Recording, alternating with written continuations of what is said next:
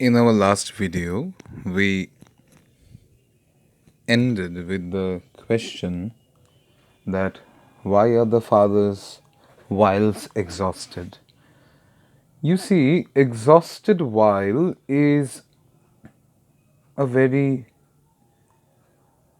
problematic expression because it refers, the word exhausted can both refer to the father and the while. If we take that the father is exhausted because he is exhausted of a physical shame of having to sell the body of his daughter to strangers. But simultaneously, if we look at exhausted while as the while is exhausted, we see something very different. That is, over here, we see that exhausted, he has used his trickeries in such a magnificent way, in such diverse ways, that he has both exhausted his array of trickery as well as he has exhausted the customer of his with his trickery, and also he has exhausted any possibility of any further trickery with the customer. These three things remain over here, and you see the father figure for the first time emerges properly from the array of different figures: the fisherman, the pimp, the person who mitigates his daughter's price, and so on and so forth. But for the first time, we have the father figure who is emerging. Up till now, there was a reference to my daughter, but then the reference was indirect. But now, here we have a father's exhausted while. So, the sky fell on me and the father's exhausted while. So, you see, on the one hand, the speaker has his personal shame, and on the other hand, now the speaker is sharing the father's exhausted whiles as well. So, he is a part of this entire system which has made sexuality such a taboo, and the system which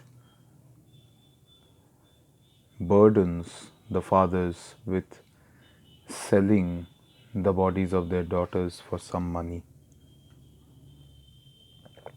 Long and lean, her eyes were cold as rubber. Now, this is a conspicuous expression because you see, long and lean, so she's 15 years old, she's having a certain sudden bodily growth, and therefore she is long and lean. She is also poor, therefore, being lean is alright. It is very natural only that she will be lean. But you see, he says her eyes were cold as rubber. I mean, why are her eyes cold as rubber? He could have said her eyes are cold as ice. But why her ears were cold as ice? But why suddenly rubber? The first thing is that, say, when you cook some food, say some fish or something, for too long a time, it becomes rubbery. It loses its taste. Or when food gets cold, it loses its taste, and then you have to chew it like rubber. Number one. Number two is that her ears were cold as rubber. The rubber has a certain elasticity which she has gained with time. That is, she does not feel shame anymore, and she has become elastic like rubber. Number three is that rubber is dead. You can stretch it, after a point it will break. So after a point she will break too, but before that she will keep on going like elastic because she is dead from inside. Her soul is dead. Number four is very interesting. That is, her ears were cold as rubber. Now, rubber can be elastic. Say, if you pull your fingers will stretch to a certain degree, but after that they will not. Your fingers have a certain stretchability, but they are warm because you are alive. But rubber has also a certain stretchability, yet rubber is cold because it is dead. And you see, uh, her ears were cold as rubber because there is no feeling left in them. She opened her wormy legs wide. Now, look, she opened her wormy legs wide. When he says that she opened her wormy legs wide, there are a lot of expressions clogging together to find an emotion over here.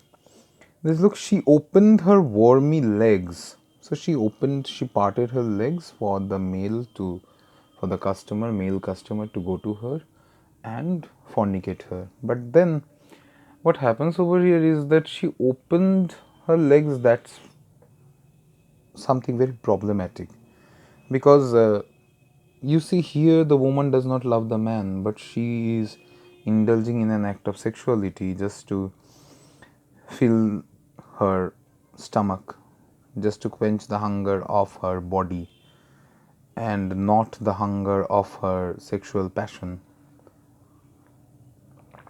So her opening her legs wide and not resisting to the act itself kind of tells you a lot about their poverty and so on and so forth. So these are very problematic issues, that is poverty, politics, economy, all of them come together. There is what becomes an act of physical hunger for somebody, the hunger for food for somebody, becomes an act of sexual carnal hunger for somebody else. And you see, it's all about perspectives. Hunger is all about perspectives. Somebody can eat two breads and still feel hungry. Somebody can eat half a bread and feel completely full. Somebody can have 1,000 sexual unions and still not be fulfilled, and somebody can just look at the eye of, say, one beloved and feel that it's enough for one life. So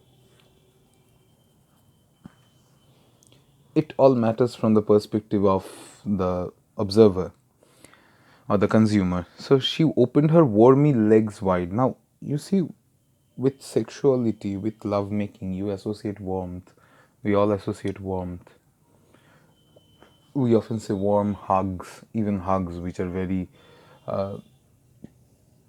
innocent, which are given to even friends, even to children. Even they have a certain warmth. But over here we have a different expression, warmy. So not warm, but warmy, as if there are maggots coming out of her thighs.